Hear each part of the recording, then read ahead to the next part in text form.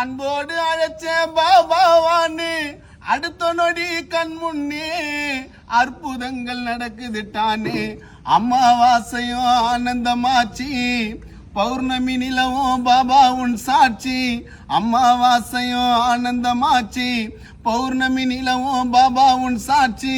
உண்மையாக சொல்லனா நான் உந்தன் பிள்ளையா, நீர் வாசன மலரே, நல்ல தியாகத்தின் சுடரே, நீ இனிக்கும் கனியே, இருளை போக்கும் மொழியே.